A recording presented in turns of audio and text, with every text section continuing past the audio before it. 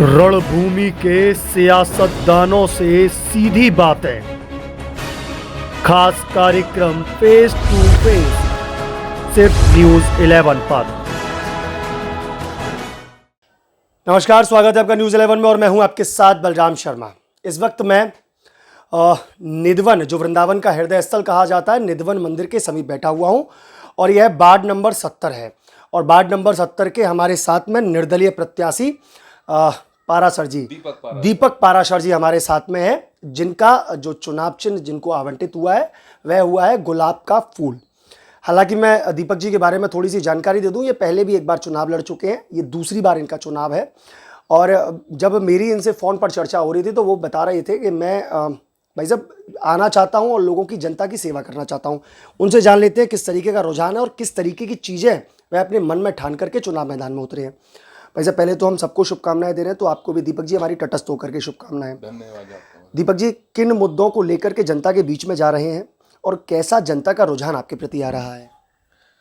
देखो, मुद्दे कई सारे हैं वार्ड नंबर 70 में। वार्ड नंबर 70 सभी 70 वार्डों में एक क्रीम वार्ड है, क्योंकि यहाँ बांके बिहारी लाल जी का मंदिर है और काफ़ी चर्चाओं में बना हुआ है बांके बिहारी लाल जी का मंदिर इस समय।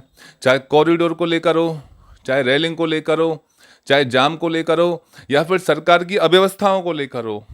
इतनी अव्यवस्थाएं, हम वृंदावन में पैदा हुए, वृंदावन में पढ़े लिखे, लेकिन इतनी अव्यवस्थाएं जो हम इस समय देख रहे हैं, इस सरकार में देख रहे हैं, हमने आज तक कभी नहीं देखी। तो मुद्दे कई सारे हैं। सबसे पहला मुद्दा जो आजकल सबसे बड़ा मुद्दा है वो कॉरिडोर का मुद्दा। उसके बाद में रेलिंग का एक मुद्दा था जो कि कल समाप्त हो गया है। कल समाप्त हो गया है। अब क्या वो चुनावों के लिए समाप्त हुआ है या परमानेंट समाप्त हुआ है, या अपन हम अभी नहीं कह सकते हैं, क्योंकि क्रांति शेखर सिंह जी ने कहा है कि ये एक अभी अस्थायी रूप से हटाई गई हैं और जब इसको जरूरत पड़ेगी हम इसको फिर लगाएंगे। तो हम तो उनसे यही विनती करेंगे कि इसको अस्थायी रूप से नहीं, इसको स्थायी रूप से हटाइए। आप तीर्थयात्रियों की परेशानी देख रहे हैं, अच्छी बात है, देखिए, क्योंकि वृंदावन तीर्थयात्रियों से ही चलता है। लेकिन जो स्थानीय ब्रजवासी हैं, आप उनकी सुविधाएं पर भी ध्यान दें, जो उनके कष्ट हैं उन पर भी ध्यान दें। आप स्थानीय ब्रजवासियों को सता करके यदि तीर्थयात्रियों को सुविधाएं देना चाहते हैं तो न्याय संगत नहीं है। अच्छा दीपक जी, एक तो आपने कॉरिडोर का मुद्दा बता दिया, दूसरा आपने बैरिकेडिंग का बता दिया, जो कि आपने कहा है कि अस्थायी रूप से अभी वो हटा दी गई हैं, लेकिन बाद में वो लग सकती हैं, ये विचाराधीन है। दूसरा और अन्य मुद्दे क्या रहेंगे? अन्य मुद्दा देखो, हम वृंदावन धाम में रहते हैं और माँ कालिंदी जमुना मैया वृंदावन धाम में होके बहती हैं, इसलिए सबसे बड़ा मुद्दा है।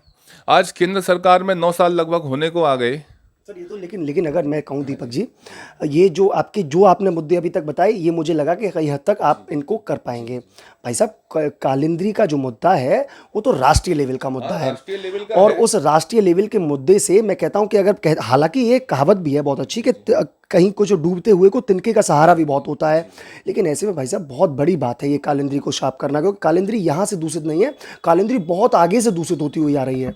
मैं आपको बता दूं, सन 2013 में जब यमुना आंदोलन शुरू हुआ था, उस समय में यमुना आंदोलन में बढ़ चढ़ के मैंने हिस्सा लिया, और आज तक जिन जिन आंदोलनों में मैंने हिस्सा लिया है, पहला यमुना मुद्दा, उसके बाद में मैंने बंदरों का मुद्दा, बंदर मर रहे थे जब, उनके बचाव में मैंने कार्य किया।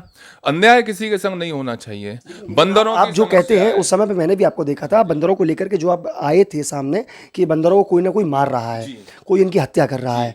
ऐसे में भाई साहब, अब अगर वह स्वाभाविक रूप से, हालांकि वह पोस्टमार्टम के बाद में आप ही इस बात की पुष्टि करते हैं कि वो स्वाभाविक रूप से अपनी जी, पोस्टमार्टम की रिपोर्ट तो आज तक सार्वजनिक नहीं की गई है। पोस्टमार्टम मैंने करवाया, बंदर को मैं लेके आया, पोस्टमार्टम की रिपोर्ट आज तक सरकारी दबाव में कुछ जिन लोगों के खिलाफ मैंने वो चलाया था, एक बात बताइए, इतना बड़ा वृंदावन है, एक विशेष स्थान पर ही बंदर क्यों मर रहे थे? और जब मैंने ये मुद्दा उठाया, 40 दिन मैंने उसके लिए दिए, उसके बाद बंदर क्यों नहीं मर रहे हैं? बंदर का एक स्वाभाविक एक गुण होता है कि बंदर कभी मरता है। आपने कभी बंदर की डेड बॉडी देखी है? नहीं देखी, क्योंकि बंदर अकेले में जाके अपने प्राण छोड़ता है। उसकी डेड बॉडी कहाँ जाती है ये भगवान ही जानते हैं, हम लोग नहीं जानते हैं। तो बंदरों का मुद्दा मैंने इसलिए उठाया था कि बंदर अनावश्यक रूप से और कोई दुष्कर्म कर रहा था, उन बंदरों को मार रहा था। ऐसी बात नहीं है, बंदरों की समस्या नहीं है, बंदरों की विशेष समस्या है। और मेरा तो मानना यह है कि मंकी सफारी बनाने वाले जो कहते हैं मंकी सफारी बनाएंगे, कब बनाएंगे? यदि वो मंकी सफारी बनाने में सक्षम नहीं है तो मुझको बोलें, मुझको एक जमीन दें, जैसे 120 एकड़ जमीन नंदन वन के सामने वन विभाग की है, उसको मुझे उपलब्ध कराएं, मैं एक भव्य मंकी सफारी बनवाऊंगा। और जितने भी वृंदावन के बंदर हैं उसमें से थोड़े बहुत बंदर तो देखो निधन में भी रहने चाहिए, थोड़े बहुत सेवा कुंज में रहने चाहिए, दीपक क्योंकि जी आप बहुत बड़ी घोषणा कर रहे हैं। आप कह रहे हैं कि मैं मंकी सफारी, भव्य मंकी सफारी बनवाऊंगा, जिसमें मैं समझूं शायद अगर अनुमानित अगर रकम की बात की जाए तो कम से कम करोड़ रुपया तो खर्च होगा ही होगा। ऐसे में भाई साहब आप ऐसी इतने बड़े इतना बड़ा दावा कर दे रहे हैं, ये कि मीडिया के सामने दावा कर रहे हैं आप? मैं मीडिया के सामने नहीं, मैंने खुले में फेसबुक पे पोस्ट डाली है और सबके सामने बोलता हूं मैं। आप देखिए एक बात बताइए, आज बिहारी जी मंदिर, जिन बिहारी जी के चरणों में से 12 स्वर्ण मुद्राएं निकलती थीं, आज वो नहीं निकल रही हैं। तो बिहारी जी मंदिर की जो भोग राग सेवा आती है, सब कुछ आती है, वो तीर्थयात्रियों के द्वारा ही आता है। सरकार सक्षम नहीं है तो सरकार मुझको जमीन उपलब्ध कराए, मैं कैसे ना कैसे करके मैं भीख मांग के बनाऊंगा, लेकिन वो भव्य मंकी सफारी बनाऊंगा मैं, ये मेरा दावा है। अच्छा, आप कहते हैं कि इस बाढ़ की जो परिस्थितियों की आप बात बताते हैं, आप बांके बिहारी को लेकर के हर बार कहते हैं कि बांके बिहारी हमारे इस पूरे बाढ़ में प्रमुख है भाई साहब, लेकिन ये बाढ़ वाकई में मंदिरों से घिरा हुआ है। इस बाढ़ में देखिए मुख्य जो सप्त देवालय हैं उनके मंदिर इसमें 2 आते हैं सप्त देवालयों के, प्लस निधिवन जो कि वृंदावन का हृदय स्थल कहा जाता है वो इस बाढ़ में आता है। शाहजी मंदिर है, मीराबाई मंदिर है, अनेकों मंदिर ऐसे हैं जो कि इस बाढ़ में आते हैं। राधा वल्लभ बहुत सारे मंदिर है, मैं सेवा कुंज भी है। तो भाई साहब ऐसे में आप अगर आकलन करते हैं तो क्या चीज़ें सही है ना? बाढ़ साफ सुथरा दिखाई देता है? नहीं दिखाई देता है। ये किसने कही आपसे बाढ़ साफ सुथरा? नालियां भरी पड़ी हुई हैं, नालियां ओवरफ्लो चल रही हैं, 3-3 साल से नालियों की सफाई नहीं हुई है, आप कहते हैं बाढ़ साफ सुथरा है। आप मेरे संग चलना, मैं आपको दिखाऊंगा बाढ़ की क्या स्थिति है। मैं वोट मांगने जा रहा हूं, पहली बार नहीं जा रहा हूं, दूसरी बार वोट मांगने जा रहा हूं। जैसा कि आपने बताया कि दूसरी बार चुनाव लड़ रहे हैं, तो हर व्यक्ति विशेष की यही शिकायत है कि यहाँ हमारे यहाँ सपच मतलब यानी स्वीपर साफ करने नहीं आता है, नालियां भरी पड़ी हुई हैं, तो उनका दुख दर्द कौन सुनेगा? इसका कारण क्या है? इसका कारण यह है कि देखो स्थानीय जनता के जो द्वारा चुने हुए जो लोग हैं वो जनता से विमुख हैं, उनको बड़ा अपने ऊपर अहम है, उनको बड़ा अपने ऊपर घमंड है कि हम तो जीत ही जाएंगे, और लोग बाग कहते भी हैं इनको तो हम जूते के जोर पे जिताएंगे। तो ऐसा नहीं होना चाहिए। आप जनता के सेवक हैं तो आपको जनता की सेवा करना चाहिए। ये नहीं कि चुनाव के समय तो आप बन गए गैया और चुनाव जीतने के बाद आप बन गए शेर, कि चुनाव के समय तो आपको जनता याद आती है और चुनाव के बाद आप जनता को भूल जाते हैं। तो आप सेवक नहीं हुए, आप तो एक राजा हो गए फिर। अच्छा, आपने सफाई की व्यवस्था की बात कर ली, साथ में अगर आप जो कहते हैं कि कहाँ सफाई व्यवस्था है, तो भाई साहब आप ही के जो बाढ़ के हमारे जो पूर्व पार्षद रह चुके हैं, सभासद रह चुके हैं वैभव अग्रवाल जी, वह कहते हैं कि मेरा जो ये पूरा एरिया है इसमें लोगों की, बाहर से आने वाले लोगों की जनसंख्या बहुत ज़्यादा है जो कि अन्य बाढ़ों में नहीं है। ऐसे में वह कहते हैं कि मेरे यहाँ पर जो कूड़ा होता है वो सबसे ज़्यादा निकलता है। बोले कि पूरे वृंदावन में 60 टन कूड़ा निकलता है, जिसमें से 30 टन तो मेरे ही बाढ़ से निकलता है। और वो कहते हैं गंदगी का, जो गंदगी आप बता रहे हैं, वो कहते हैं गंदगी इसलिए हो जाती है क्योंकि लोग आते हैं, बाहर के लोगों को अवेयर करना थोड़ा सा मुश्किल हो जाता है।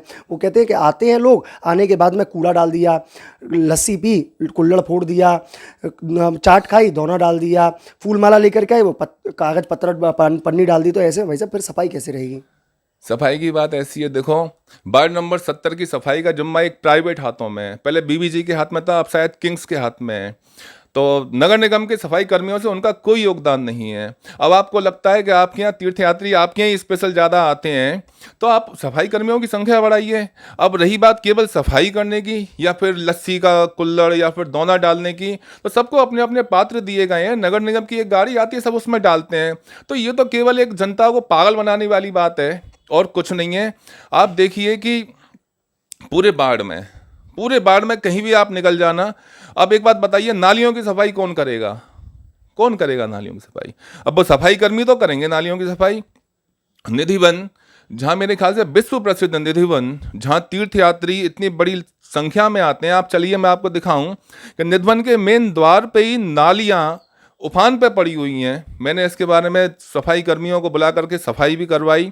तो सफाई कर्मी क्या बोले मुझसे कि ये सफाई यहाँ करने से केवल काम नहीं चलेगा, ये आगे तक की यही स्थिति है, इसके लिए तो एक विशेष रूप से एक अभियान चलाया जाएगा जब जा कर के सफाई होगी। तो मैंने कि इसको करवाओ, मैंने लिखित रूप से भी दी, मैंने सबके सामने बोला भी कि इसकी सफाई करवाओ।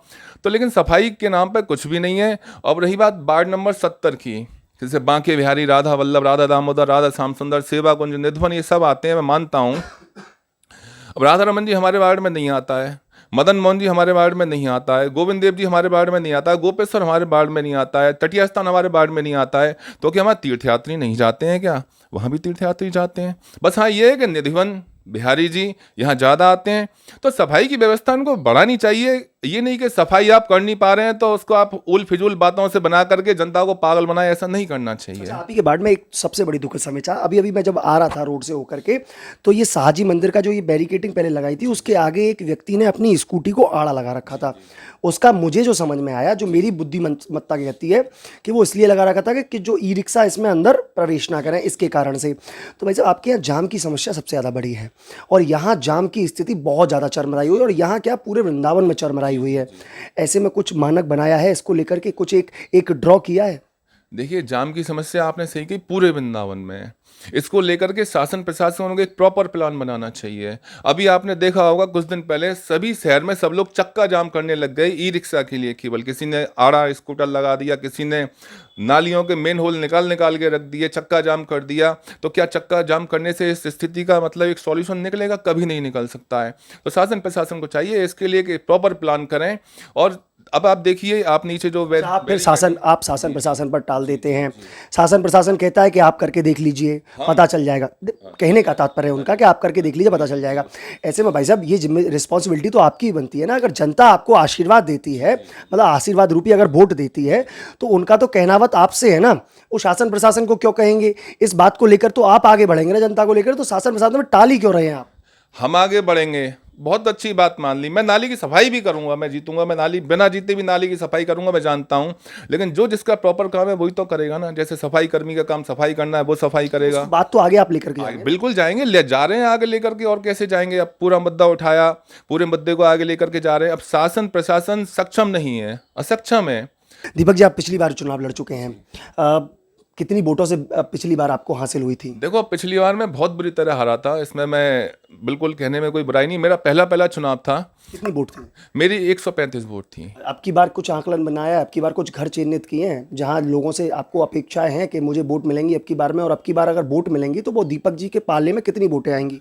देखो, मैं तो जीतने के लिए चुनाव लड़ रहा हूँ इस बार, और मैं जनता की भलाई के लिए चुनाव लड़ रहा हूँ इस बार। जनता के मुद्दों को उठा करके चुनाव लड़ रहा हूँ इस बार। पिछली बार मैं जब चुनाव लड़ा था तो किसी को ये नहीं मालूम था कि दीपक पाराशर नाम का व्यक्ति चुनाव भी कभी लड़ सकता है।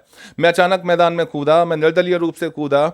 इस बार भी मैं निर्दलीय रूप से ही हूँ, गुलाब का फूल मेरे पास में, और मैं जनता के बीचों बीच जा रहा हूँ। और जनता अब ये पहचान चुकी है कि ये दीपक पाराशर एक ऐसा व्यक्ति है जो हमारे मुद्दों को निर्भीकता से शासन प्रशासन सरकार के सामने रख सकता है।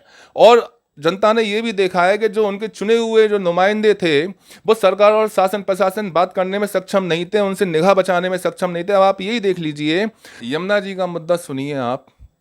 पहले जो सरकार थी, जब केंद्र में कांग्रेस गवर्नमेंट थी, तो यहाँ से सभी लोग गए, तो उन्होंने कहा कि अभी हमारी गवर्नमेंट हरियाणा में नहीं है, या दिल्ली में नहीं है, या यूपी में नहीं है। आज देखिए, हरियाणा में जहाँ यमुना मैया को कैद करके रखा हुआ है भाजपा की, बीजेपी की गवर्नमेंट है, तो वहां से केंद्र में बीजेपी कहते हैं दिल्ली में नहीं है हमारी। नहीं, कोई बात नहीं, नहीं है तो आप हरियाणा से पानी छोड़ेंगे तो अरविंद केजरीवाल जी उस पानी को रोक थोड़ी ना लेंगे। कोई देंगे फिर दूषित हो जाएगा ये पानी। दूषित कैसे हो जाएगा? आप हथनी कुंड से जो पानी को छोड़ेंगे तो अरविंद केजरीवाल जी को और आराम मिलेगा, उनको ज्यादा पानी मिलेगा, सिंचाई के लिए पानी मिलेगा। यूपी में आपकी गवर्नमेंट है, तो अब आप किसको दोष देना चाहते हैं? आप बताइए मुझे। जब तो ये थी कि केंद्र में कांग्रेस की गवर्नमेंट है, वहां बीजेपी की गवर्नमेंट है, यहाँ अखिलेश यादव की गवर्नमेंट है, आज तो तीनों जगह बीजेपी की गवर्नमेंट है। और क्या नहीं हो सकता है? क्या मैं पार्षद बन के ही समस्याओं को उठा सकता हूं? क्या मैं तो बिना पार्षद बने भी समस्याओं को उठाता हूं मैं, और पार्षद बन गया तो और जोर शोर से उठाऊंगा। मैं कह रहा हूं कि दिल्ली क्या, मैं तो मतलब यूएसए हिलाने के इरादे रखता हूं मैं। ये दीपक पाराशर जी है, जो कि इस समय वार्ड नंबर 70 से जो इनका जो तटस्थ जो सिंबल है वह मिला है इनको गुलाब का फूल। गुलाब के फूल से ये वार्ड नंबर 70 से जनता के बीच में जा रहे हैं, अपने वोट की अपील कर रहे हैं। साथ में यह पहले भी एक बार चुनाव लड़ चुके हैं, हालांकि जनता ने उस समय उन पर विश्वास नहीं जताया। ये स्वेच्छा से वह खुद कहते हैं कि मुझ पर उस बार जनता ने विश्वास नहीं जताया, लेकिन अब की बार मैं जनता के बीच में जा रहा हूँ और मैं अपनी जीत की कल्पना भी कर रहा हूँ। ऐसे में वह मुद्दों पर कहते हैं कि बंदर, जाम, सड़क, सफाई, साथ में कॉरिडोर, और कॉरिडोर के साथ में वह बार बार बैरिकेटिंग को कहते हैं। हालांकि बैरिकेटिंग का मुद्दा अब समाप्त हो गया, लेकिन फिर भी वह कहते हैं कि लोग श्रेय ले रहे हैं इसमें। अस्थायी रूप से समाप्त, अस्थायी रूप से समाप्त हुआ है, वो यह कह देते हैं। ऐसे में अभी भी यह देखने वाला विषय होगा, क्योंकि वार्ड नंबर 70 इस समय घमासान की चौकड़ी पर है। हर जगह से निर्दलीय प्रत्याशी खड़े हुए हैं, चाहे वह बिहारी जी पुरा हो, उस बिहारीपुरा से हमारे मम्मू गोस्वामी जी खड़े हुए हैं, वहाँ से थोड़ा सा आगे बढ़ते हैं तो मोटे गणेश पर जो सेवा कुंज का कोना कहा जाता है, वहाँ से हमारे अतुल जी चुनाव लड़ रहे हैं। ऐसे में वैभव जी के घर के जस्ट बाजू से जो मोना चाय वाले हैं उनके लड़के राहुल उर्फ उनका बालकृष्ण नाम है, बालकृष्ण उर्फ राहुल वहाँ से चुनाव लड़ रहे हैं शुक्ला। वहीं अगर यहाँ निधवन क्षेत्र से कहा जाए तो निधवन क्षेत्र से हमारे दीपक पारासर जी चुनाव लड़ रहे हैं। और वहीं अगर बीजेपी के सिंबल के साथ में कहा जाए तो वैभव अग्रवाल जी, जो कि 10 साल पहले भी जनता की सेवा कर चुके हैं, वह चुनाव लड़ रहे हैं। ऐसे में देखने वाला विषय है और लोग इस बाढ़ को भी बहुत ही ज़्यादा इंटरेस्ट के साथ देख रहे हैं, क्योंकि ये वाकई में चुनाव बड़ा इंटरेस्टेड होने वाला है। तो ऐसे में अन्य खबरों को देखने के लिए हमारे चैनल के साथ जुड़े रहिए आप। ऐसी अन्य खबरें हम आपको लगातार दिखाते रहेंगे। अपने सहयोगी हर्ष गोस्वामी के साथ मैं बलराम शर्मा, न्यूज़ 11 वृंदावन।